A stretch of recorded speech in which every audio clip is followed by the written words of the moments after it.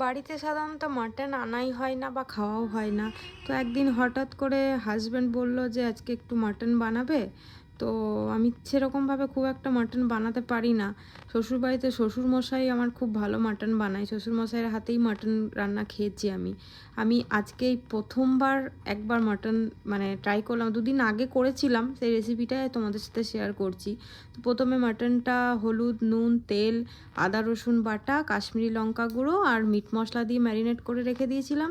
তারপর কড়াইয়ের মধ্যে দারচিনি, লবঙ্গ, এলাচ ফোড়ঙে দিয়ে পেঁয়াজগুলো দিয়ে দিলাম। তারপর হলুদ, নুন, আবার একটু কাশ্মীরি লঙ্কা গুঁড়ো দিয়ে দিলাম।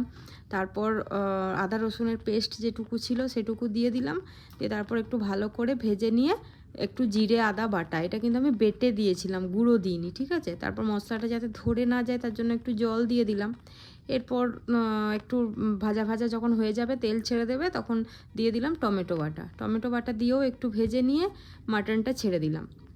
মাটনটা দিয়ে ভালো করে কষে নিয়ে প্রথমে তো অনেক জল বেরোবে, তারপর যখন তেল বেরিয়ে আসবে, কষানো ভালো করে হয়ে যাবে, তখন প্রেসার কুকারে দিয়ে দিলাম। আর ওই কড়াইটা ধুয়ে জলটা দিয়ে দিলাম। তারপর মোটামুটি 6 থেকে 7টা সিটি দিয়ে দিয়েছিলাম। দিয়ে খুব সুন্দর সিদ্ধ হয়ে গেছিলো, এত সুন্দর টেস্ট হয়েছিল, মানে একদম হোমমেড রান্না, দারুণ টেস্ট হয়েছিল। বানিয়ে দেখো, খুব ভালো লাগবে। টাটা।